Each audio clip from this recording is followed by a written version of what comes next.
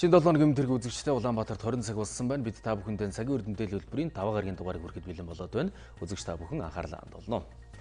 Мэдээний эхэнд та бүхэнд өнөөдөр үзүүлэх зарим мэдээллийн товчийг танилцуулъя. Нэг сургуулийн 80 гаруй багш сурагчид үдийн цайнд хордож эмнэлэгт хүргэгдсэн байна. Мэргэжлийн байгууллагаас холбогдох хянаш шалгалтыг хийж байна. Манай улсад ургамлын доройтол 5-аас 10 дахин нэмэгдэжээ. Энэ тухай байгаль орчны булангаар хөндөх болно. Туулгын иргэд дагуу үйл ажиллагаа явуулж мод бутыг устгаж байгаа Идэр Интернэшнл компани үйл ажиллагааг зогсоолоо. Бүгд найрамдах Турк улсын эрхлэгч Режип Таyyip Эрдоган өнөөдөр Оросын холбооны улсад албан ёсны ажил хийж байна. За эдгээр болон бусад мэдээллийг та бүхэнд өнөөдрийн цагийн үрдээр бид үзүүлэх болно. Тэгэхээр Singapore School of Mongolia дунд сургуулийн 80 гаруй сурагчид мөн багш нар үдийн цайндаа хордон эмнэлэгт хүргэгдсэн юм мэдээлэл ирж байна. Хоолны хордлогод орсон хүмүүс цусан суулгаар өвдсөн болохыг эмч мэргэжилтнүүд тогтоосон байна. Хүүхдүүд сургууль дээрэн олноороо хоолнд хордсон энэ асуудлыг манай сурвалжлах хэсэг тодрууллаа. Өнгөрсөн пүрэв гарагийн 20 цагийн үед бөөлжиж халуурсан 5 хүүхэд халдвар төвчин судлалын үндэсний төвд хүргэгдэн иржээ. Тэд бүгд нэг сургуулийн сурагчид байсан тул эмнэлгийн зүгээс шуурхай арга хэмжээ авч сургуулийн бүх хүүхдийг үзлэгт оруулж шинжилгээнд хамруулсан байна. Тус сургууль дээр бол 200 гаруй хүмүүст хүүхэд багш нар ажилчдад тамдалт судалгаа хийж энэ дээрх өвчний зовиртой бол 80 гаруй хүнийг тодорхойлсон. Цусан сулах өвчний эсрэг хариу арга хэмжээг бол энэ тухайн сургууль дээр болон тухайн үйлчлүүлэгчдэд бол эмнэлэг зүйн эмчилгээ явагдаж байна. Хоолны хордлогонд орсон 84 багш сурагчдын 44 нь халдвар төвчин судлалын үндэсний төвд эмчилүүлж байгаа бол 39 нь өрхийн эмнэлгийн хяналтанд, нэг хүүхэд дүүргийн нэгдсэн эмнэлэгт хуваагдан эвтэж байна.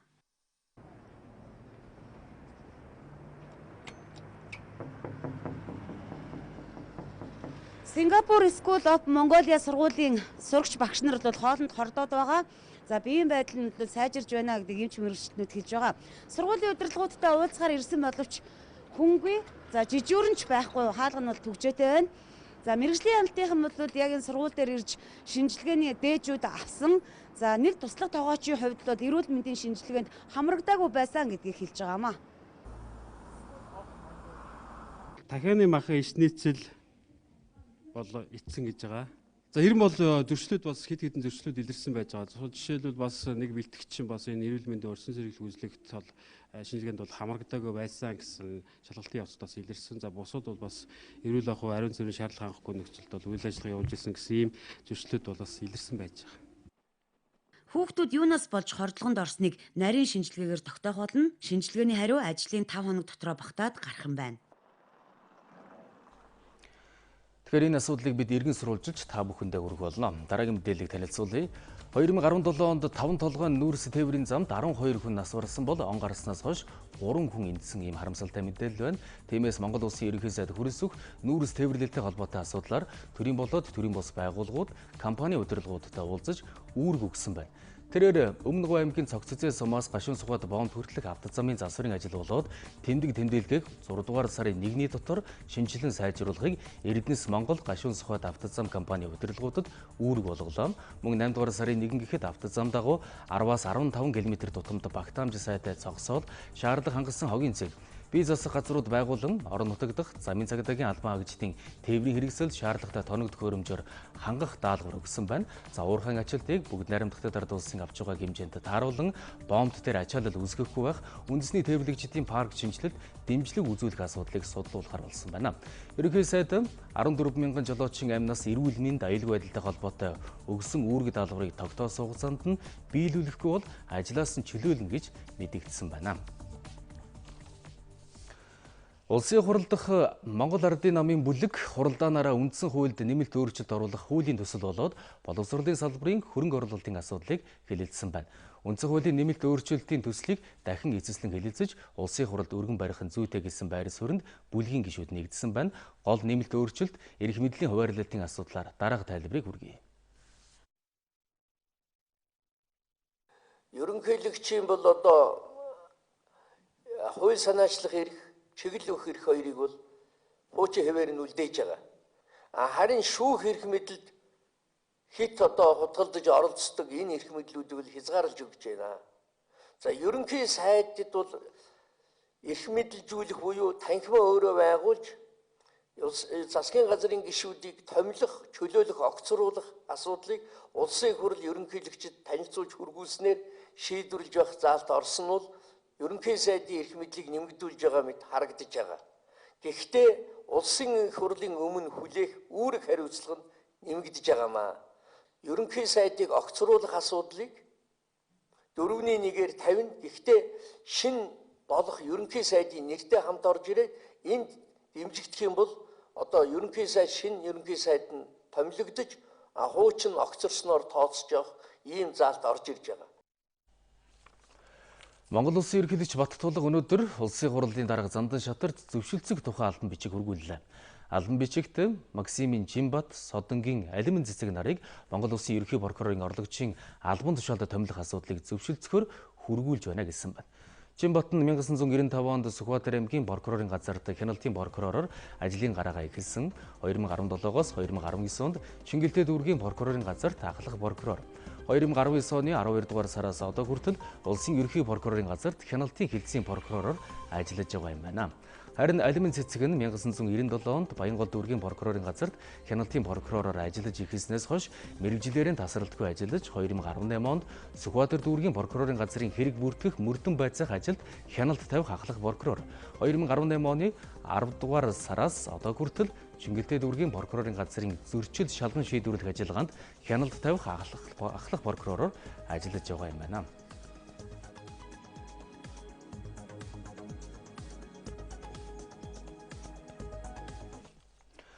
Улсын хурлын гишүүн аюур сайхан Батзандан болд нарын гишүүд хуулийн байгууллагын томилгоотой холбогдуулан мэдээлэл хийлээ.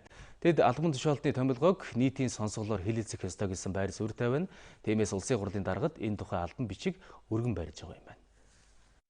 Хуулийн шаардлага нь улсын хурлын гишүүдийн 4-1-ээс доошгүй томилгооны сонсгол хийх гэсэн шаардлага тавих юм бол томилгооны сонсголыг заавал хийх юм зохицуулалттай байгаа.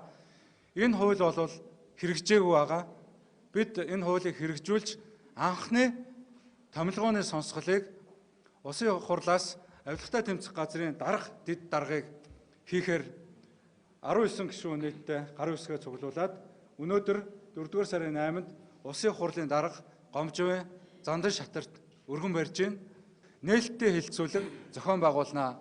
Нээлттэй хэлэлцүүлгээр ерөнхий прокурорын орлогч нэр дэвшсэн 2 хүн мөн түнчлэн дээд шүүхийн ерөнхий шүүгчид нэр дэвшиж томилогдож байгаа хүмүүсийг бид нээлттэй хэлэлцүүлгээр тал бүрээс нь ярилцаж нарийн ярих болно.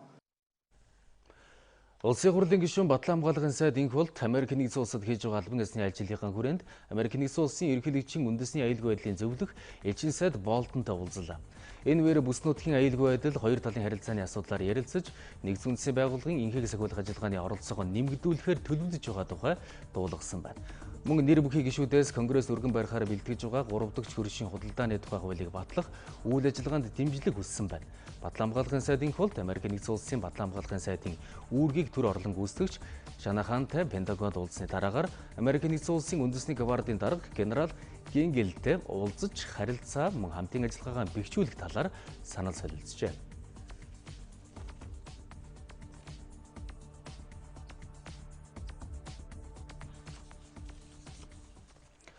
Төв банкнд тушаах алтны хэмжээ 90% буурсан. Энэ нь өмнөх онуудад алтны татвар 2.5% байснаа он гараад 10% болсонтой холбоотой гэж мэргэжилтнүүд харж байгаа юм а. За тэгвэл өнөөдрөөс эхлээд Монгол банкнд алт тушаавал өсөн нэмэгдэх татвараас чөлөөлөгдөж ашигт малтмалын нөөц ашигласны татвараар 5% төлөх хууль хэрэгжиж байна. 2014 оны 1-р сарын 24-ний өдрөөс хойш буюу өнгөрсөн 5 жилийн хугацаанд алт олборлогчид ашигт малтмалын нөөц ашигласны төлбөрийн талыг нь хөнгөлүүлж байсан. Дээрх хуулийн үйлчлэх хугацаа дууссан учраас одоо 5%-аар төлж байгаа. Үүн дээр нэмээд алтны ханшнаас хамаардаг өсөн нэмэгдэх татварыг хамгийн дээд хэмжээгээр буюу 5%-аар төлж байна. Энэ нь нийтдээ 10% татвар гэсэн үг ээ. Дээрх татварын хөнгөлтийг цаашид сунгах уу үгүй юу гэдэг асуудал өнгөрсөн оны сүүлээс л шийдвэр гаргах төвшөнд өрнөж байсан учраас алт олборлогчид алтаа тушаахаас азансан байх магадлалтай гэж албаны хүмүүс хэлж байна. Хууль хэрэгжиж эхлээд одоо удаагүй байна. 4 сарын 8-наас хэрэгжиж байгаа. Одоо өнөөдөр гэсэн үг шүү дээ. Тэгэхээр өнөөдрөөс эхлээд Монгол банкны худалдаа голтны хэмжээнд ямар өөрчлөлт орох нь гэдгийг бид нар одоо ингээд харах нь байна. Одоо өргөн ханш доктортой байх гол нэг одоо энэ валютыг үүсгэх нь бол алт болж байдаг байгаа. Сүүлийн 10 жилийн хугацаанд бол одоо 204 кг малт бол хууль ёсоор хураагдсан байдсан билээ. За энэ дээр бол одоо биш салбарын яам одоо сангийн яам одоо гайл татвартай бид нар бас ярилцаж өнөөдөр 19 оны төсвүүдээр энэ хил гайлыг хангах одоо хараа хяналт одоо бас өнөөдөр нөгөө тун хэмжээний одоо бас бүтээц одоо шинжилгээг одоо хийхэд бас 74 төгрөг одоо сангийн яамд тавигдсан байгаа. За энэ бол одоо шууд одоо хил гайлын хяналт шалгалттай холбоотой шууд зарцуулж шинэ тун хэмжээгээр нэмэлтээр орохоор ингээд тусгагдсан. Одоо эхний ажлууд нь одоо хийгдэж явж байгаа. Манай улсын хэмжээнд чорон ордын 400 гаруй, үндсэн ордын 40 гаруй ашиглалтын тусгай зөвшөөрөл бүхий алтны орд газрууд байдаг. Өнгөрсөн жил Төв банк аж ахуй нэгжүүд болон хувь хүмүүсээс 22 тонн алт худалдаа авсан нь түүхэндээ үзүүлэлт болж 700 гаруй сая долларын валютын нөөцийг бүрдүүлж байсан юм а. Алт тушаалтыг идэвхжүүлэх зорилгоор Монгол банкнаас эх орныхаа алтыг Эрдэнэсийн сандаа аяныг өнөөдөр эхлүүллээ. Бидний цөөхөн монголчууд төслийн багийнхан гадаад харилцааны яамд мянган шилдэг гэрэл зургийг гардуулан өглөө. Эдгээр зургаар дамжуулан гадны улсад Монгол орныг сурталчлах боломжтой гэж төслийн багийнхан үзэж байна. Энэ зурганд Игэлжирийн Монгол айлын ахуй амьдралыг тусгажээ. Хизээч дахин давтагдчихгүй энэ зургийг зохиомжилж аваагүй, яг л бодит байдлыг харуулснараа онцлог. Үүнээс гадна эх орны тал нутаг хот суурин газар гээд та бидний бусдаас ялгарх онцлогийг бидний цөөхөн монголчууд төслийн хүрээнд авсан гэрэл зургуудад буулгасан юм. Зураг бол Монгол орныг гадаад орнууд сурталчлах одоо гол хэрэгслүүдийн нэг нь байгаасаа гэж бодож санаж одоо өгдөг. Тэгээд гадаад яам элчин сайдын яамдуудаараа дамжуулаад олон улсын арга хэмжээнүүдээрээ дамжуулаад Монгол орныг сурталчлахад одоо хэрэгтэй зүйл хийж байна гэж би хардаг. Эдгээр зургийг ашиглан Монгол орноос сурталчлах нэг энгийн жишээ бол илтгэлийн материалд ашиглах явдал юм. Өөрөөр хэлбэл гадаад харилцааныхан гадны улсад илтгэл тавихтаа хүртэл энэ зургуудыг ашиглах нь томоохон сурталчилгаа болж өгнө гэдгийг салбарын сайд тайлбарлаж байлаа. Давост би торгоны замын презентац тавьж ирсэн л да. Тэгээд бид нар бол энэ торгоны замтай их ойрхон байдаг хүмүүсээ, бид нар сэтэлцсэн хүмүүсээ, тэр замыг гаргалцсан хүмүүсээ тэр мэдээллийг ойлголтыг өгөхөд элдв олон үггүйгээр нотлоход айгүй амар байдаг байхгүй. Тэгэхээр энэ зургнуудаас би бас яг презентацтай тэгж оруулна гэж бодож байна. Төслийн багийнхан цаашид Монгол орноос сурталчлах олон контент бэлтгэн үнийг Монголын үндэсний олон нийтийн радио телевизээрч дамжуулан хүргэх юм а. 3 жилийн өмнө хэрэгжүүлж эхэлсэн төсөл маань одоо өнөөдөр мянгаараа фото зургууд цугларч бас мөн олон 100 цагаараа одоо бас видео материалууд цугларч эхэлж байна. Тэгэхээр Монголын үндэсний олон нийтийн телевизний 2 дугаар суугаараа амралтын өдрүүдэд буюу хагас бүтэн сайд бол энэ одоо бидний цөөхөн монголчууд төслийнхөө авсан ярилцлагууд мөн одоо дуу хуур мөн одоо энэ байгаль орчин мөн ан амьтдын тухайд үзүүлээд эхэлсэн байгаа. Тэгэхээр үзэгчид маань бол манай 1-2 дугаар суугтай бол хамт хагас бүтэн сайд байгаарай. Үндэсний хэмжээний контент бэлтгэж байгаа энэ багийнхан цаашид Монгол орныхоо нэгт сум, нэгч тосгоныг үлдээлгүй аялна. Түүнчлэн дэлхийн өнцөг булан бүрт тархан суугаа 10 сая монголчуудаа хүрэх зорилго өгдөлсөн. Энэ бол уламжлалт, зан заншил, бит болон бит болсон үеийг бүрдүүлэх ажил гэдгийг төслийн хамтрагчид хэлж байна. Ингээд энэ хэмжээний ярилцлагыг хийгээд энэ хэмжээний зургийг авахд маш богино хугацаанд төв дээрээ хадгалах, дата центр дээр байршуулах, тэрийг боловсруулах гэдэг маш том юм ардлалын том ажил байдаг. Тэрийг хийхэд одоо зөвхөн Монгол улсад одоо бүх сум суурин газруудад дөрвж шүлжээ оруулсан Unitel group байна. Тийм учраас хамтарч ажиллая гэдэг анхны саналыг тавьсан. За тэр үед бид нар мэдээж хамтарч ажиллах шалтгаанаа бол энэ түрүүний хэлдэг энэ зорилготой нь уялдуулж харсан. Нэг зураг 1000 үгнээс хүчтэй гэдэг. Тийм ч учраас гэрэл зургаар дамжуулан улс орноос сурталчлан таниулах үйлсэд төслийн багийнхан хувь нэмрээ оруулсаар байх болно гэсэн юм а.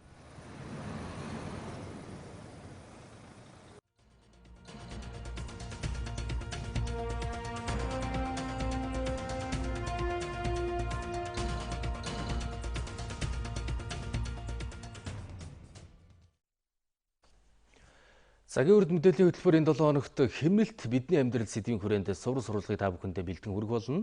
За харин энэ удаад эрчим хүчний хэмнэлтийг бид онцолж байна. Айл өрх албан байгууллага бүр эрчим хүчний шимэгч хорхоод хижээж байна. Цахилгаанд залгаад орхидог утасны цэнэглэгч, ус шүүгч мөн унтраагаагүй үлдээсэн компьютер гээд байнга эрчим хүч ашигладаг цахилгаан хэрэгслүүд шимэгчид болдог. Хязгаарлалтгүй ийм хэрэглээ нэмэгдэхийн хэрээр мөнгө хий цацагдах учраас хэмнэх аргыг сонгох хэвшиг шаардлагатай байна. Өглөө ажилдаа яарад гарахдаа салгалгүй орхисон таны утасны цэнэглэгч цахилгааны шимэгч. Энэ цэнэглэгчийг бүтэн 1 жил салгахгүй гэж тооцох юм бол та 561 төгрөгийг салхинд хийсгэнэ. Айл бүрийн гишүүн цэнэглэгчтэй ээлж дараагаар эзэнгүү цэнэглэгч ингэж орхитгоо гэж тооцох юм бол 95 айлын энэ орон сууц жилдээ 53,000 орчим төгрөгийг агаарт цацаж байна гэсэн үг юм байна. За хэрвээ энэ тоог Улаанбаатарын бүх айлаар тооцоод үзэх юм бол зөвхөн утасны цэнэглэгчээс сул орхиж бид жилдээ 200 гаруй сая төгрөг алддаг юм байна. За гэтэл ийм төрлийн маш олон шимэгч бидний ах хуйд байна. Бас шүүгчтэй, ийм халаагчтай, ийм буслагч, ийм шүүлтүр хэрэгэлдэг. За энэ шүүлтүрийн хувьд бол шөндөө унтраагаад дээрэс нь яг яг хэрэгтэй үедээ яг зөвхөн халууныг ажилуулах байгаар л хэрэглэнэ. Тэр тохиолдолд яг зэрэг юу 5-6 мянган төгрөгийн сард хэмнэлт, бодиттой хэмнэлт гарна гэсэн үг. Бид бол одоо компьютерийн үед ясаалтын орхиол цайнд орчдөг шүү дээ. Хэрвээ бид энийг унтрааж чадвал одоо 560 орчим сая төгрөгийн хэмнэлт гаргаж болно. Яагаад гэвэл бүх байгууллагын хувьд нэг байгууллага дээр аваад үзэхэд нэг 10 компьютертэй гэж үзье л дээ. Ядаж компьютерын нэг цаг унтраахад сард одоо 8900 орчим төгрөгийн хэмнэлт зөвхөн нэг цагт хийж болж байна. Энийг би 72000 аж ахуйн нэгжээр ингээд тооцоод хэлцэхээр бол бодит хэмнэлт бол юм байна. Үзэгчтэнд эрчим хүчээ хэмнэх энгийн 2 зам бий. Нэгдүгээрт эдгээр шимэгчдийг багасгах. Хоёрдугаарт гэр болон албан байгууллагынхаа дулааныг тохируулах сонголт бий. 1 кВт цаг цахилгаан хэмнэхэд 100-аас 145 төгрөгийн бодит хэмнэлт танд ирэхээс гадна таны найз Батад эсвэл Дулмаад таны хэмнэсэн 1 кВт цаг цахилгаанаар хөргөгч 10 цаг, угаалгын машина 2-оос 3 цаг, ус буцалгагч 10 удаа ажиллах боломж, за мөн 5-аас 9 цаг телевизэр үзэх эсвэл 15 цамц эндүүдэх хэрэглээ болох юм байна. Эрчим хүчнээс салбараараа аваад үзвэл мэдээж одоо өнөөдрийн их усрын дутагдaltaй байгаа эрчим хүчний салбар өөрөө. За Оросын холбооны улс болоод Хятадаас импортоор эрчим хүч авч байгаа. Тэгэхээр импорт эрчим хүч маань бол маш өндөр өртөгтэй. Ойрын хугацаанд бол бас одоо шинэ станц гэдэг юм уу их уср байхад хүндрэлтэй байгаа хөрөнгө оруулалтын хувьд. Тэгэхээр эдгээр асуудлуудыг хэмнэлтийг одоо хэмнэх замаар шинэ их уср бий болгож болох юм аа гэсэн санаа л да. Нэгсэндээ бие хэмнэ гэдэг бол өөр нэг дөржин одоо эрчим хүч хэрэглэх боломжийг бий бүрдүүлж байгаа гэж ойлгож байна. Хямд төсөр хөрөнгө оруулалтаар эрчим хүчний шинэ хүйсэг барьж байгаа гэсэн үг. За манай улс эрчим хүчний хэмнэлтийн хуультай орон. Хуулийн дагуу өнөөдрийн байдлаар эрчим хүчээ аль болох хэмнэх үүрэг хүлээсэн 148 аж ахуйн нэгж улсын хэмжээнд байдаг. За энэ том үйлдвэр аж ахуйн нэгжийн хэмнэлтийн хажууд минийх юу ч биш гэж гололгүй. Иргэн бүр хичээж чадах юм бол өрх бүрийн эдийн засагт бодит нөлөөтэй байгууллагуудад ч үр ашигтай байх юм байна. За үзэгч та яг өнөөдрөөс эхлээд усаа уух хэмжээгээр буцалгах. Ус буцалгагч хаг хусамнаас нь цэвэрлэх юм бол энэ нь бас нэг хэмнэлт болж чадах юм байна.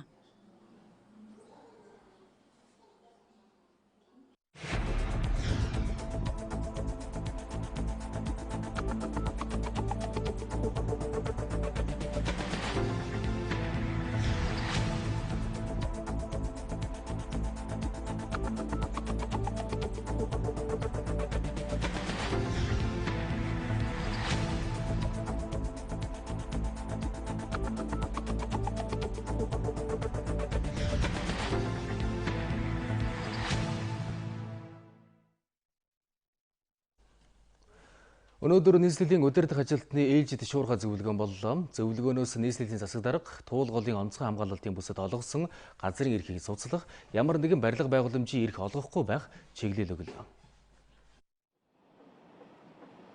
Туулгалын эрэг дагуу үйл ажиллагаа явуулж байгаа мод бутыг устгаж байгаа Эдэр интернэшнл компани үйл ажиллагааг зогсоож байгааг мэдээллээ. Тус компани туулгалын эрэг дээр 2.7 газарт зөвшөөрлгүй үйл ажиллагаа явуулж байжээ. Мөн Зүүн Баян Эрпендер компани үйл ажиллагаагч зогсоох шийдвэр гаргалаа.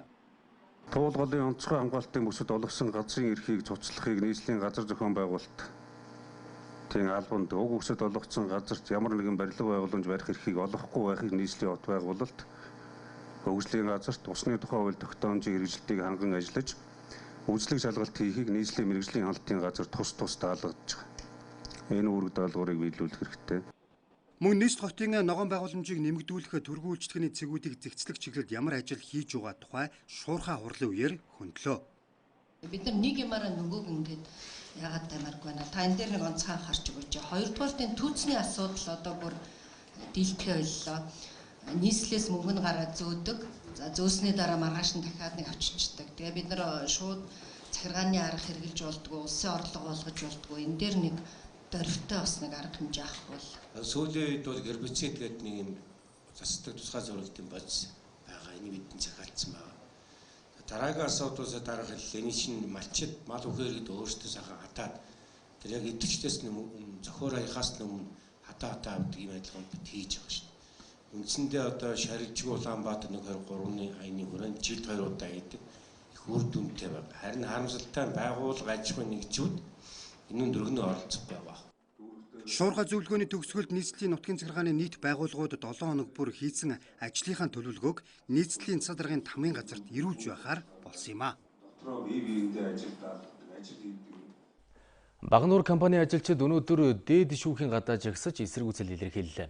Тэд сүүлийн 13 жилийн туршид шийдэгдэхгүй үргэлжилж байгаа хуулийн маргаантай талбайн асуудлыг шийдвэрлэх бололцоог хангахыг шаардаж игссэн байна.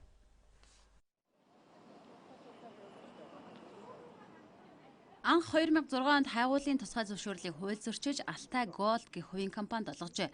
За энэ зөвшөөрлийг дараа жил нь ашигт малтамлын газрын дарга ашиглалтын зөвшөөрөл болгожээ. Гэтэл тус компани 2010 онд ашиглалтын тусгай зөвшөөрлөө Алтай Гент компанид шилжүүлсэн байна. За энэ зурагт маргаантай талбайг улаан өнгөөр тодруулжээ. За ингээд 2012 онд ашигт малтамлын газраас тушаал гарч ашиглалтын тусгай зөвшөөрлийг хүчингү болгосон ч 2015 оны 9 сараас Алтай Гент компани шүүхэд нэхэмжлэл гаргаснаар асуудал шийдэгдэхгүй өдийг хүрсэн байна. За өнөөдөр дээд шүүхээр энэ асуудлыг хилэлцээж Багнуур хувьсат компани энэ хуралд нэхэмжлэгчээр оролцсон юм. За ажилчид олон жил хүлээлт үүсгэж байгаа энэ асуудлыг шийдэхийг шаардаж тайван жагслаа. Эцсийн дүндээ өнөөдөр улсын төсвөр хайгуул нь хийгдсэн орд газрыг хувийн компанид хууль бусаар одоо ингэж шилжүүлсэн явдал маань эргээд одоо энэ Багнуур дүүргийн 30-аад мянга болоод Багнуур хувьсат компани 1200 мөн одоо улс орны эрх шигч гэсэн одоо маш муугар нөлөөлж байгаа учраас уурхачин бидний төлөөлөл болгож одоо өнөөдөр ингээд уурхачд маань өөрсдөө ирээд ингээд эсвэргүүцлээ илэрхийлээд одоо байж байна. Энэ асуудал угаасаа ингээд 50% авчлаа тийм үү. Тэгэхээр орон тооны цомгтгол юм уу бусад зүйлүүдийг хийх бүрэн одоо нөхцөл байдал бол үүсэж байгаа. Үүснэ. Тийм учраас энийг одоо улсын дээд шүүхийн гадаа ирж одоо манай уурхачд өөрсдийнхөө үзэл бодол байр суурийг илэрхийлж уурхачд өөрсдөө ажлын байрныхаа төлөө өөрсдийнхөө амьдралын төлөө энд одоо хэдэн зуун километрээс автобустайгаар ирээд зогсож байгаа. Хувийн компанид ашиглалтын лицензийг шилжүүлсэн талбайгаас Багнуур хувьсат компани олборлолт хийж эхэлсэн 2018 оны байдлаар 8200 тонныг олборлжээ. За хэрвээ шүүхээс Алтай Гент компани талд шийд гарвал Багнуур хувьсат компаниас 13.3 их найз төгрөгийн 422.9 сая тонн нүүрсний нөөц тус компанид шилжих юм байна. За гэтэл Багнуур хувьсат компани төвийн бүсийн эрчим хүчний түлшний 60 гаруй хувийг хангадаг юм а.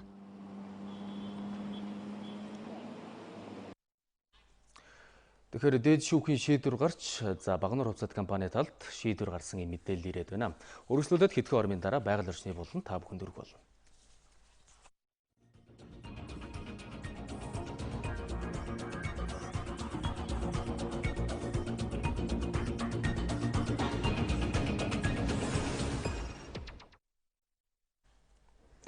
Байгаль орчны болонд өнөөдөр ургамлын дороотлыг бид хөндөж байгаа юм. Ур амьсгалын өөрчлөлтийн нөлөө байгаль орчинд тэр дундаа ургамалд илүү ихээр нөлөөлж байгааг судлаачид тогтоосон байдгийн байна. За энэ сэдвээр үргэлжлүүлэн манай сурвалжлагч анх хоёр студид мэдээлэл өгөхөд бэлэн болсон байна. Орой өндөргийн анх хоёроо. Орой өндөргөө. За тэгэхээр яг аль бүс нутагт ургамлын дороотл хамгийн их байна вэ? Бидэнд мэдээлэл өгөөч. За Монгол улсын хувьд бол хамгийн их ургамлын дороотл болсон бүсдгийн хувьд бол төвийн бүсийн аймагуд бол хамгийн их ургамлын дороотолд орсон гэдэг ийм судалгааг гаргасан байна. Тэгэхээр манай улс нийтдээ нэг 2800 зүйлийн ургамал бол бүртгэгдсэн гэсэн ийм статистик тоон үзүүлж байгаа. За өргөжлүүлэн дэлгэцэндээс та бүхэндээ зарим тодорхой мэдээллийг хүргэе. Тэгэхээр яг өнөөдрийн байдлаар 2014-өөс 16 оны ургамлын байдлын судалгааг гаргасан. Яг нь улаанаар тэмдэглэгдсэн бүсвэл дороотолд орсон ийм бүсүүдийг бол судалгааны газрууд бол тэмдэглэсэн байна. За дараагийн юм дээр бол ер нь судалгааг нэг ангилыг тогтоосон. За энэ бол 1-р ангилд энэ хэвийн гэсэн үг. За 2-р ангилд явд нэг дунд зэрэг. За 3-р ангилд явд энэ ер нь бас ингэ дороотж байгаа. За 4-р ангилд явд бол ингээд яг нөө нэлээд түрүү хэлсэн төвийн бүсээр ингээд хамгийн их ургамал бол дороотсон гэдэг энэ судалгааны үзүүлэлтийг бол гаргасан байна. Энэ дээр бол цаашдаа анхаарах хэрэгтэй гэдэг энэ мэдээллийг бол өгмөр байна. За үргэлжлүүлэн дараагийн үзүүлэлтээр ер нь бол өндөр уул ойт хээр за төлөрхөөр газраа хаана одоо хамгийн гол одоо үзүүлэлтүүд нь бас өндөр байгаа юм бэ гэдгийг бас графикээр илүү тодорхой харуулъя. За мөн л энэ улаанаар тэмдэглэсэн газрууд дээр бол ургамлын дороотол хамгийн их байна. За хээрдээ бол хамгийн өндөр. За дараачаар нь ой хээрд, за мөн цөлөрхөг хээр гэсгтээ бол ургамлын дороотол бол нэлээх явагдсан байна гэдэг ийм үзүүлэлт бол гарч байгаа юм. За үргэлжлүүлэн дараагийн одоо графикаас танилцуулъя. За энэ бол нэг хөрсний одоо үзүүлэлтийг байна. За хэдэн сантиметр ер нь хөрс дороотсож за үүнээсээ шалтгаалж ургамал хэр зэрэг одоо урах нөхцөлгүй болсон бэ гэдгийг бол энэ дээр тодорхой одоо сантиметрлээр бол харуулсан байгаа. За энэ дээр ингээд харах юм бол ургамал дороотсон болон за ер нь дунд зэрэг байгаа. За цаашдаа бүр одоо ургамалгүй бүр дороотолд орох юм бол ямар ч ургамал урах нөхцөлгүй ийм нөхцөл байдал бол хүрнэ гэдгийг бол судлаачдын зүгээс бол гаргаж байна. За энэ дээр бол ингээд 5 ийм одоо төрөний баг болон дунд болон хамгийн одоо дороотсон хэсгүүдийг бол 5 үзүүлэлтээр ингээд та бүхэндээ бол харуулж байна. За 1.1-ээс 3 жил, за 3.5 жил, за 5-аас 10 жил. За ер нь одоо 10 жилээс цаашаа байвал одоо ямар асуудал үүсэх вэ гэдэг энэ дээр бол гол анхаарлаа бол хандуулах хэрэгтэй гэдгийг бол судлаачдын зүгээс бол тайлбарлаж байгаа. За үргэлжлүүлэн та бүхэндээ их сурвалж яриаг хүргье. Бидний ойлгож байгаагаар бол ер нь бол говийн бүстэй тий өмнө говч байдаг юм уу баян хонгор говьолтой урт хэсгээр цөлжит нүүрлээд байна бэлчээр дороотсон байна гэж ойлгодог. Тэр бол үгүй юм аа. Одоо ялангуяа зах зээл бараацсан одоо төв сүрэн газрууд мөн ойд хэрийн бүсүүдтэй бэлчээрийн дороот илүү явагдаж байна. Харин тэр цөлөрхөг хэрийн бүстэй бол мал сүрэг бол сэрэг ерөнхийдөө бол бэлчээрийн дороот бол хэвийн хэмжээндээ байна гэсэн бидний судалгаагаар харагдаж байгаа. За тэгэхээр бид яг энэ ургамал судлаач дээр бүр газар дээр нөч нэг дуршилтуулан судалгааны харьцуултыг хийсэн. Тэгэхээр хашаанд одоо 10 жил хашаалсан ургамал ер нь бүтцийн хувьд юу ямар өөрчлөлт орж байгаа. За хариу яг одоогийн энэ хөрсөн дээр ургаж байгаа нөхцөлийн үед ер нь ямар одоо өөрчлөлт гарч байгаа юм бэ гэдгийг бол харилцсан ийм одоо судалгааны байдлаар бол туршилтыг хийж үзсэн байна. Тэгэхээр 10 жил хашаанд байсан ургамлын хувьд бол яг байгалийнхаа жамаар за ер нь нэг соргох сайтай ургамалд нь бол ургаж байгаа ийм нөхцөл байдал ажиглагдсан. За харин яг хажуутал нь одоо одоогийн энгийн хөрсөн дээр ургаж байгаа ургамлын хувьд бол одоо хамгийн дороотолтой орж байгаа маш их одоо хөрсөн нэвдэгдэлд орсон. Үүнээсээ болоод нөгөө хоног ховор ургамал эмийн ургамлууд нь урах боломжгүй болсон. Амтд болон одоо таван гушуун малд идэх одоо тижээлт ургамлууд хүртэл урахаа байсан ийм нөхцөл байдал бий болсон гэдгийг бол ургамал судлаачийн одоо тайлбар байгааг үргэлжлүүлэх үргье. Манай хашаан доторх ургамалчлал маань 2006 оноос хойш хашигдж байгаа. Ингээд бол энэ дотор хашаа маань тухайн үед нугжуу хээр байсан. За одоо бас тэр нугжуу хээрийнхээ өнгө төрхийг хадгалаад за 1 метр дундаж өндөр нэг 80 сантиас 1 метр хүртэл өндөртэй. За гэтэл гадна талд буюу яг адилхан уур амьсгалтай нөхцөлд за энд дундаж өндөр маань ургамалчлалын дундаж өндөр нэг 20-с 25 см. Байгалийн бүсийн хувьд бол тал хэрийн бүс, ойд хэрийн бүс нутгуудтай дороотл илүү илэрсэн. Та бид ингээ харахад бол үнэхээр ногоон тийм харагдаж байгаа бол энэ дотор нь зүйлийн бүрэлдэхүүн одоо мал дэдэмжтэй ургамал бэлчээр экологийн одоо эрүүл байдлыг илэрхийлдэг ургамлуудын зүйл хэмжээ нь бол багассан байгаа тийм. За 13-аас 18 онд хийсэн судалгааны бас графикийг та бүхэнд танилцуулъя. Тэгэхээр энд бол энэ судалгааны хувьд бол зөв ашиглалтыг одоо тухайн талбайг одоо хэрхэн яаж зөв ашигласан бэ? За зөв ашигласнараа тухайн ургамал өвс нь хэрхэн яаж ургасан бэ гэдэг юм харьцуулт байгаа. За 13 онд бол нэлээд дороотолтой ерөнхийдөө ингээд хөрс нэлээ эвдрэлтэй дороотолд орсон байгаа. За тэгвэл 18 онд яг энэ байдлыг одоо нөхөн сэргээгээд зөв ашигласны улмаас нөгөө өвс нь ингээд эргээд ургалтай ер нь бол одоо мал тижээл амтан идэх боломжтой нэг ховор ургамал нөгөө тижээлдэг байдал нь нэлээ одоо өндөр хувьтай гарсан ийм үзүүлэлтүүдийг бол одоо судалгааны байгууллагаас гаргасан байна. Тэгэхээр цаашдаа энэ ургамлын дороотлыг одоо бууруулах хамгийн гол нэг гарц бол одоо бэлчээрийн даацыг бол бууруулах нэг алхмаа гэдгийг бол судлаачдын зүгээс бол тайлбарлаж байгаа. За үзэгч та бүхэнд өнөөдрийн одоо байгаль орчны буландаан ургамлын дороотлын асуудыг хөндлөө. За манай сурвалжлагч анх хоёр та бүхэнд өнөөдрийн байгаль орчны булангаар ургамлын дороотлын асуудлыг хөндөж та бүхэнд үзүүллээ. Тэгэхээр уур амьсгалын өөрчлөлт болоод хүний буруутай үйл ажиллагаанаас болж байгаль орчинд дороотож байгаа жишээг бид дөнгөж сая үзүүллээ. За нэрслэлийг бууруулах олон гарц байгаа. Үүний нэг нь ирээдүйн хойч үеийнхэн экологийн боловсрыг дээшлүүлэх юм. 1 жилийн хугацаанд ерөнхий боловсролын сурагчид ногоон пассворт аянд нэгдэж байгалаа хамгаалах, хайрлах, зөв дадал мэдлэгтэй боллоо. За энд 160 гаруй мянган сурагч хамрагдаж экологийн боловсрол олгосон байна. Таны хайсан нэг ширхэг жихрийн цаас байгаль экологийн тэнцвэрт байдалд 3 дахин сөргөөр нөлөөлж, ургамал, хөрс, агаар, ан амьтан устгадаг гэдгийг санах хэрэгтэй. Иймд иргэн бууруу байгаль экологийн боловсролтой байх нь ирээдүйд байгалаа хамгаалж чадах энгийн гарц гэдгийг судлаачид үзэж байна. Тиймээс өсвөр үеийнхэнд байгаль экологийн зөв дадал төлөвшлийг олгох нь чухал байна. Энэ хүрээнд ногоон басуур дайныг улс орон даяар хэрэгжүүлсэн. Үүний үр дүнд өсвөр үеийнхний дунд зөв хандлага, дадал бий болжээ. Дүүнэрт болон одоо их чах нартай жижигэн бүх сургуулийнхаа хүүхдүүдэд одоо ийм байгаль орчныхоо тухай сургалт хийж тодорхой хэмжээний мэдлэгийг олгох гэж хичээсэн. Усныхаа ундрах тэгээд нөр ширгэж буй булгнуудаа хамгаалах үүднээс бид нар болохоор булаг шандаа хамгаалъя тэгээд нүдэн булаг гэдэг ийм төслүүдийг одоо хэрэгжүүлснээр одоо эхний булгуудаа хаш хамгаалаад эхэлсэн байгаа. Зөв хандлага бол нэлээд их бий болж байгаа. Тэгэл давуу од хэрэглэх нийлэн удаас татгалзах гэх юм дээр зөндөө хэрэглэн. Өглөө улиралт 1-р цаг орчны дараагаар зуны улиралт гэх юм бол хавар намрын улиралта өглөө гэрлээ асаахгүй байгаа. Дээрээс нь төрөний хэлснээр хогоо ингэлж хайдаг боллоо. Бид нар хэлээд хийж эхэлж байна гэдэг бидний одоо ирээдүйд бидний хүүхдүүд хийж эхлэх зүйлүүд гэдгээрээ маш их зөв дадал зуршлыг авчрах юм болоо тэр зүйлүүдийг авчирч байгаа гэж бодож байна. Одоогийн өсвөр үеийнхэнд экологийн боловсрол сайн олгож чадвал бид 10 жилийн дараа байгаль орчинд шаардлагагүй зүйлд хөрөнгө зарцуулахгүй байх боломжтой юм. Ингэснээр 2030 оноос жилд 12 тэрбум төгрөг хэмнэх тооцооллыг судлаачид гаргасан байна. Одоо нэг удаагийн нийтлэг уутыг одоо хоригдсан байгаа. Тэгэхээр энэ хоригдсан хязгаарлалтанд хамрагдаж ажиллахад бид бас хэдийн хэмжээний хогийг, хэдийн хэмжээний хөрсийг бохирдуулахыг одоо багасгаж байгаа гэдгээрээ бид нар бол энэ хийж байгаа ажлуудтай сэтгэл хангалуун хамар хүрээгээ нэмж байгаа. Ягаад гэвэл ирээдүйн хойч улсын хүүхдүүдийн маань хэрэглээнд одоо зохицуулт орсноо зохистой хэрэгэлдэг болсноор тэдний ирээдүйн хойч үед байгаль орчноос хамаарсан хохирол бага ирээсэй л гэж одоо бодож байгаа. Ногоон басуур дайнд улсын хэмжээнд нийт 700 гаруй сургуулийн сурагчид хамрагдсан байна. Цаашид энэ хүрээг тэлж улсын бүх ерөнхий боловсролын сурагчдын 60% хамруулахаар төлөвлөжээ.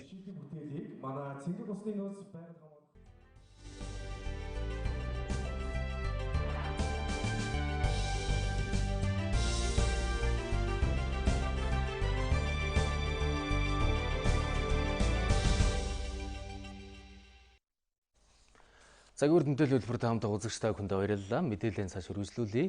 Нийслэлийн гамшигаас хамгаалах иж бүрэн сургууль 4-р сарын 24-өөс 26-ны хооронд болгоолно. 3 үе шаттай болох энэ сургуульд нийслэлийн бүх шатны байгууллага аж ахуйн нэгж иргэд хамрагдахыг зохион байгуулагчид зөвлөж байна. Өнөөдөр бид нар онцгой байдлын ерхий газар 4-р сарын 24-ний өглөө нийслэлд яаралтай цуглар тохиод дуурна. Ингэснээр зарим төрийн өмчийн байгууллагууд скватерын талбайд цуглаж, гамшигаас хамгаалах бэлэн байдлаар шалгуулж, нэгдсэн арга хэмжээг эхлүүлнэ. 4-р сарын 25-нд өглөөний 7 цагаас 10 цаг хүртэл Улаанбаатар хотын замын хөдөлгөөнийг бүрэн зогсоож, иргэдийг аюулгүй талбайд нүүлгэн шилжүүлэх ажлыг зохион байгуулна.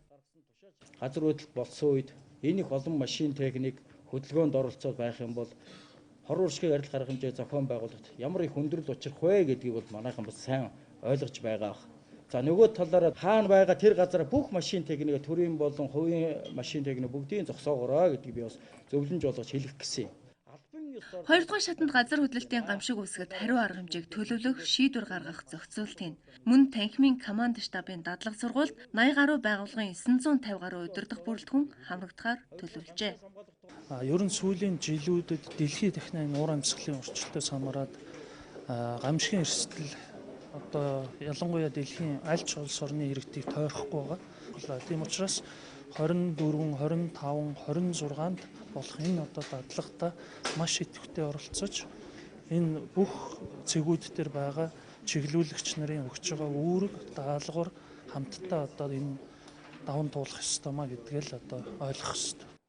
3-р шатанд газар хөдлөлт басан тухай зарлан мэдээлнэ. Үүнд нийслэлийн 45 мянган гаруй орон сууцны 480 мянган гаруй иргэн аюулгүй талбайд гарна. Газар хөдлөлтийн үеийн нүүлгэн шилжүүлэлтийн сургуулийг Баянгол, Хан уул, скватер дүүрэгт жишг байдлаар хийх бол бусад дүүрэгт гэмтийн байдлаар зохион байгуулах юм байна.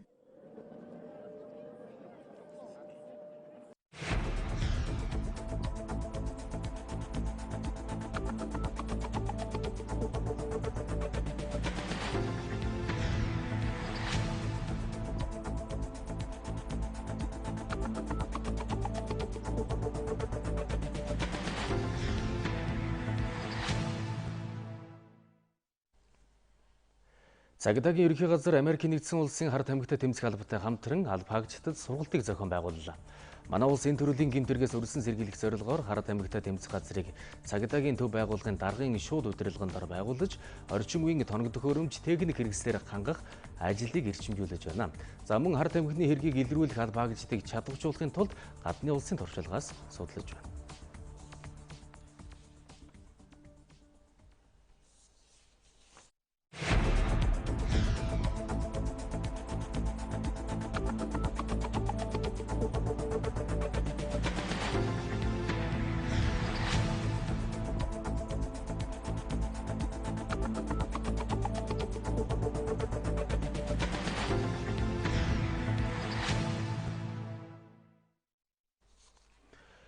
Энэ хавар нийт 4,000 тонн нөөцийн махыг зах зээлд нийлүүлэхээр болсон байна. Өнгөрсөн онд 12,000 тонн мах бэлтгэн үлдээж байсан бол энэ жил нөөцийн махны хэмжээ буурсан байна. Мах бэлтгэлийн чиглэлээр үйл ажиллагаа явуулдаг 7 аж ахуйн нэгж мах бэлтгэн энэ хавар зах зээлд нийлүүлэх хүсэлтэд хүнс хөдөө аж ахуйн хөнгөлөлтөр яамд ирүүлсэн чиглэлээр хөнгөлөлтөө зээлийг 3 аж ахуйн нэгжил авч чадсан байгаа юм а. Тэд нөөцөлсөн махаа 4-р сард багтаан 100 орчим худалдааны цэгээр борлуулахаар төлөвлөж байна. Бэлтгэсэн махны 50%-ийг нь хонь, 30%-ийг өвхөр, 20%-ийг ямааны мах эзлэж байна. Газар тариалангийн салбарт жилдээ 10-аас 20 хүн үйлдвэрлэлийн осолд орж гар хөлөн гэмтэж байгаа тухай судалгаа гарсан байна. Түүнчлэн энэ салбарт жилд 100 орчим хүн химийн бодисоос хордож эмнэлэгт хандаж байгаа гэсэн мэдээлэл байна. Хөтөлбөрийн аюулгүй байдал эрүүл ахуйн сарын 1-ны хүрээнд энэ асуудлыг хөндөж урьдчилан сэргийлэх зөвлөмж мэдээллийг өглөө. Хөтөлбөрийн аюулгүй байдал гэхээр зөвхөн барилгын салбарын асуудал гэж харах хүмүүс олон байдаг. Гэтэл газар тариалангийн салбарт л гэхэд үйлдвэрлэлийн осол буурахгүй, химийн бодистой холбоотой асуудал гарсаар байна. Энэ үр ингээ харалцсан байгаа хэсгүүд маань өвчтэй гэсэн үг байхгүй. Тийм учраас энэ өвчтэй үрээр тарих юм бол урахгүй гэсэн үг шүү дээ. Тийм үднээс энэ өвчтэй үрийг ариутгадаг. Тухайлбал энэ үр ариутгалтын бодис байна. Энийг хэрэгэлдэг. Энийг хэрэглэх үед нөгөө тариаламжт маань тийм ээ маскгүй, хөдөлмөр хамгааллын хувцасгүй, бэлээгүй ингэж хэрэглэснээр болоод одоо нөгөө арсны янз бүрийн өвчин тийм ээ дээр нь одоо амьсгалын замын өвчнгүүд мөн элэгний асуудлууд, элэгний цирроз гэх мэт асуудлууд гарч ирдэг. Нөгөө талаас аж ахуйн нэгжүүд хөтөлмөрийн аюулгүй байдал хангах ажлыг асар том зүйл гэж хардаг байна. Уг нь бол ажилчдынхаа аюулгүй байдлыг хангachвал асуудалд орохгүй гэдгийг холбогдох албаныхан тайлбарлаж байна. 2017 оны байдлаар бол 332 осол гарсан. За өнгөрсөн жилийн байдлаар 283 осол гарч ингээ буурж байгаа, ингээ 49-ээр буурж байгаа. А гэвч одоо нас баралтын тоо маань одоо буурахгүй байгаа. Нас баралтын тоо 2017 оны байдлаар 227 байсан бол өнгөрсөн жил одоо 30 хүн одоо амнаас алдсан тийм харамсалтай одоо хэрэг одоо ослууд гарсан. Гол анхаарах зүйл гэх юм бол бид нар ер нь бол хуулиараа хүлээсэн үүргээл бүгдээрээ сайн биелүүлэх хэрэгтэй. Ажилтан хүн өөрийнхөө болон өрөөл бусдын аюулгүй байдлыг хангахад ямар үүрэгтэй байдгийг, ажил олгогч ямар үүрэгтэй байдгийг, за төр нь энэ дээр ямар хяналт тавьж хөндлөнгөөс оролцох ёстой юм гэдэг. Энэ бол хуулийн зохицуулт бол манад бол өнөөдрийн хувьд бол болцооны хэмжээнд байгаа.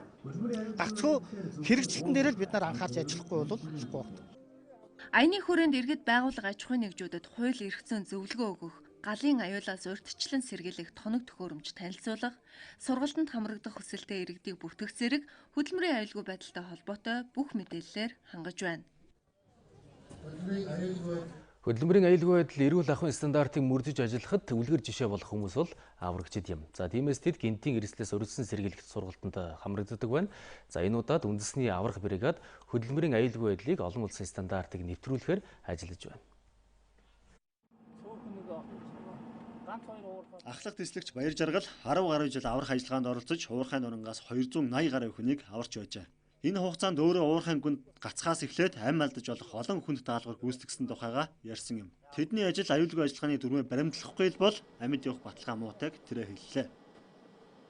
Норл үүссэн, дундаа түнэлэн дундаа тасарчихсан байсан. 3 хүн бидрэг ороход дөнгөж оронгууд цаанаас юу яагаад бид нар юм тороосоор юугаар цогж ин хоорондоо холбоо авалцж байсан. Тэгээд наанс нь бид нар турбаа 32-ын турбаа нурал дундуура шургуулж оруулаад тэгээд турбаагаараа бид нэр хил хамаа олцоод наан цаанасаа ингэж ухах гэж ярилцаад бид нар ухаж байсан. Таны харж байгаа энэ цүнх бол аврагчдын хувьд амь амьдрал нь юм. Энэ аппарат 20 орчим килограмм жинтэйч ямар ч агааргүй нөхцөлд тэднийг 4 цаг хүчил төрөгчөөр хангах чадaltaй. Аврагчид үүнээс гадна аврах багц хэрэгсэлтэйгээ нийлээд 40 гаруй килограмм ачааг үрж 1200 м хүртэлх гүн нөхрөө ордог. Орсон хойно нь уурхайн хөрс нуруул тэд хэдхэн цаг л тиснэ. Яг ийм тохиолдлоос олж 15 жилийн хугацаанд 30 гаруй аврагч амиа алджээ. Тиймээс аврагчдын аюулгүй ажиллагааны талаар ойлголт мэдээллийг дээшлүүлэх зайлшгүй шаардлага гарсан байна. Стандарт нэвтрүүлэг гэдэг бол тийм амар ажил биш. Ялангуяа олон улсын стандарт тийм ээ. Чи бүх хүч хөрөмтөөс эхлээд үйл ажиллагаанаас эхлээд бүх зүйл өөрчлөлт бол бид нар одоо өөрийнхөө дотоод өрмөр явдаг гэсэн бол олон улсын жишрүүг л орно гэсэн байна. Тэгэхээр энэ бол тийм амар хийгдэг ажил биш. Тэгэхдээ 2019 онд бид багтж энийг бас нэвтрүүлээд тэгээ стандартын байгууллагаас жишээлбэл авах ийм зорилттой тавиад ажиллаж байгаа. Өнөөдөр Монгол улсын хэмжээнд төр засгийн байгууллагуудын хоорондын салбар дундын гэдэг юм харилцаа ажиллагаа бол бас төдийлөн хангалттай байгаа. Энэ өөрөө өнөөдрийн яриад байгаа эрсдэл тэр ослын нөхцөл байдгийг үүсэх нэг хүчин зүйл болдог. Яг гэвэл байгууллага болгон бол тус тусдаа нэг шалгалт гэдэг юм уу байгууллага болгон тус тусдаа нэгдсэн арга хэмжээгээд яваад өгдөг. Энэ нь өөрөө үр дүнд хүрдэг. Үндэсний аврах бригад аврагчтай оюутлогоо компанид уурхайн сургалтанд хамруулж байгаа нь энэ. Одоогоор 2 ээлжээр 20 гаруй хүн аюулгүй ажиллагааны сургалтанд сууж аливаа эрсдлээс өөрийгөө болон бусдыг хамгаалах талаар мэдлэгээ дэвшлүүлжээ.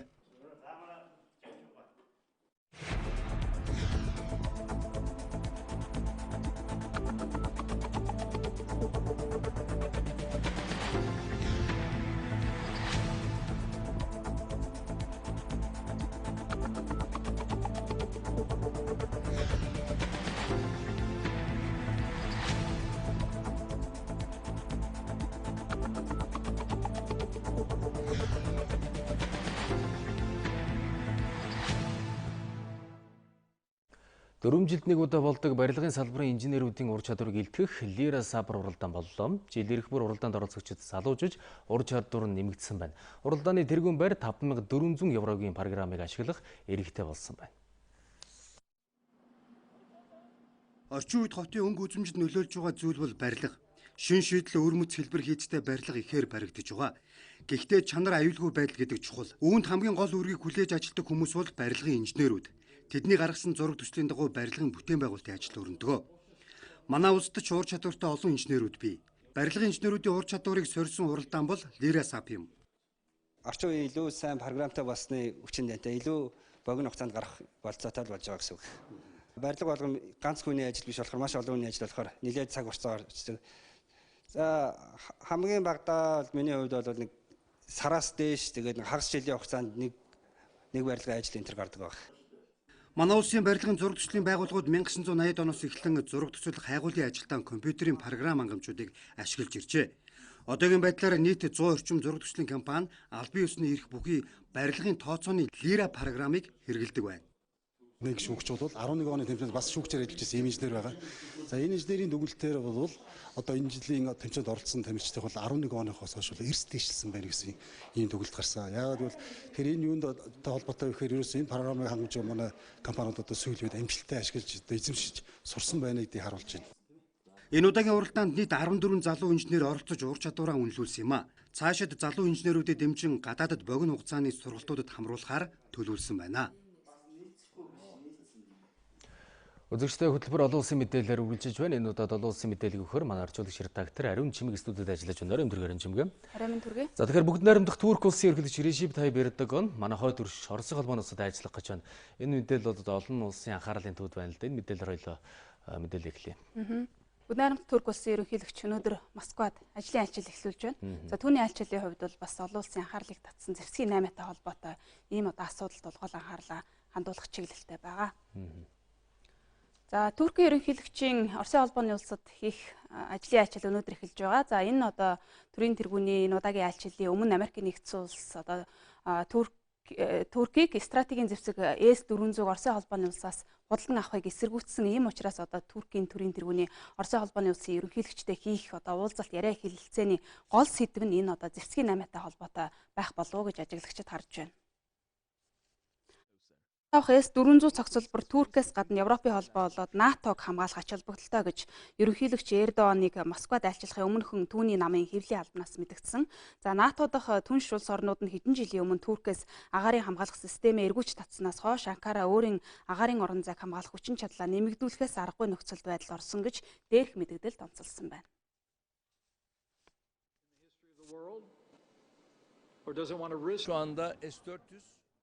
Америк хэтэрхий хожимдсон зүйл яриад байна. Бид С-400 худалдан авах бүх гэрээ хэлцээр хийчихсэн. Манай талаас төлбөрөө төлөөд явж байна. Хүргэлт нь энэ 7 дугаар сараас эхлээд хийгдэнэ. Нөгөө талаар бид Америк нэгдсэн улсаас Пуужингаас хамгаалах систем авъя гэж санал тавьсан. Гэхдээ тэд бидэнд Оросын шиг таатай нөхцөл тавиагүй. Турк улс Оросын холбооны улстай С-400 системийг худалдаа авах асуудлаар яриа хэлцээ хийгээд тохирсноо 2016-ны 11-р сард мэдгдсэн юм а. Гэхдээ Америк нэгдсэн улс Туркийг Оросоос стратегийн зэвсэг худалдаа авахыг олон талаар эсэргүүцэж саяхан Туркид зархаар тохиролцсон байсан F-35 байлааны онгоцыг Анкарад нийлүүлэхгүй гэдгээ мэдгдсэн. За энэ мэтээр Туркийг Оросоос зэвсэг авахыг зогсоох үйл ажиллагааг Вашингтоны зүгээс эрчимтэй шахалт үзүүлж байна.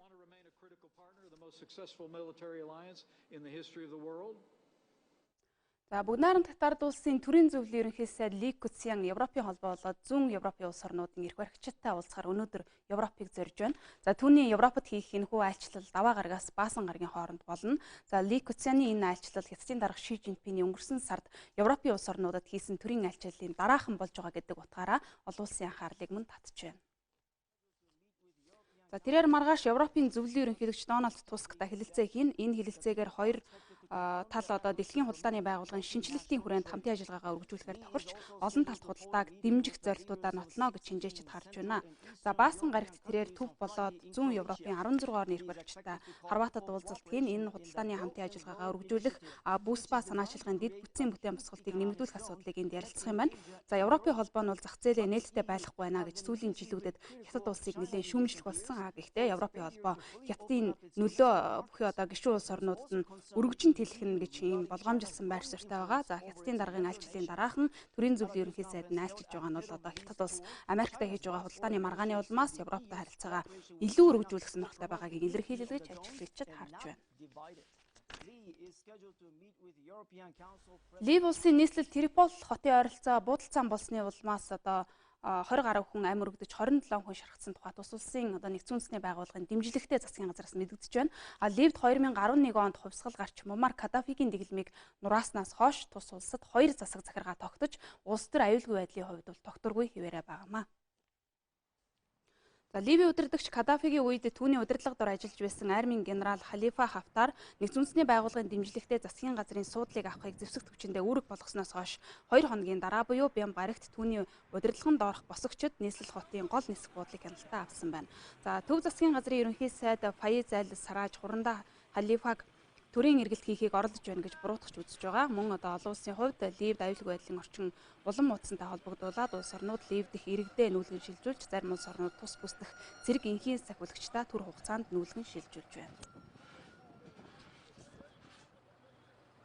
Хурандаа Хафтарын одоогийн засаг захиргааг булаах гэсэн энэ үйлдэл нь улс орны хямралыг зогсоох олон талын чармаалтыг үгүй хийгээд зогсохгүй цус ургасан дайныг өдөөж магадгүй байна. Одоо засгийн газрын зэвсэгт хүчин ард түмний хамгаалах Хафтарын цэргийг ухраах ажиллагаанд ороод байна. Нөхцөл байдал хүндэрсэн ч нэгдсэн үндэсний байгууллага Лив улсыг улс төрийн шийдэлд хүрч зөрчилдөгч талууд зэвсгээ хайж ойлголцод хүрэх хүртэл нь бууж өгөхгүй. Ерөнхий нарийн бичгийн даргаыг Ливд айлчлах үеэр ийм байдалд хүрсэн нь тэрээр маш их зочирдсон. Гэхдээ бид хурцтмал байдлыг намжаахаар ажиллаж байна. Засгийн газрын эсрэг тэмцлийг удирдах байгаа цэргийнхний Триполи хот руу хийж байгаа зэвсэгт тэмцэл газрын тосны баялаг нөөцтэй энэ улсыг дахиад хүчирхийлэл дайн руу оруулах бий гэж олон улс болгоомжилж байна. Лив улс 2011 оны хувьсгалаас хойш иргэний дайнд шилжиж улмаар хоёр тэмцэгч тал одоо хоёр засгийн газрыг удирдах байгаа. Тухайлбал Триполи дахь олон улсын дэмжлэгтэй засгийн газар баруун бүсийг Хафтар болоод түүнийг дэмжигч зэвсэгт хүчнүүд зүүн бүс нутагт засаг захиргаа тогтоож хянаж байгаамаа.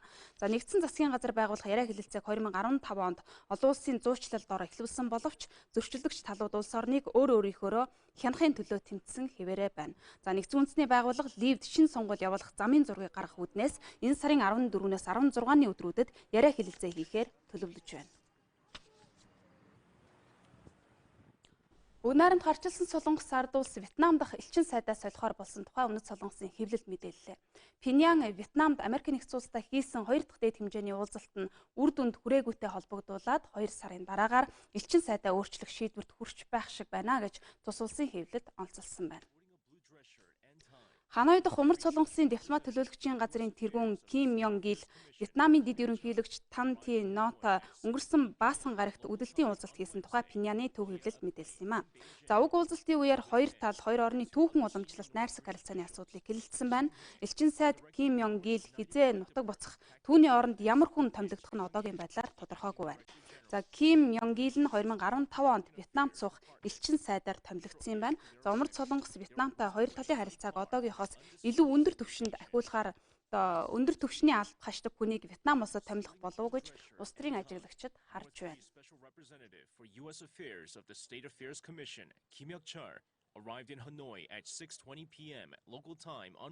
Үзэгчдээ өнөөдөр олон улсын хүрээнд анхаарал татж байгаа гол үйл явдлын мэдээлүүдээс танилцууллаа. За баярлалаа. Үзэгчдээ олон улсын мэдээллийг та бүхэнд манай орчуулагч редактор Ариун Чимэг хүргэлээ. Тэгвэл спортын мэдээллийг одоо өгөхөөр манай спортын сэтгүүл Сонин Баяр студид ажиллаж байна. Орой өндөргөө санаа.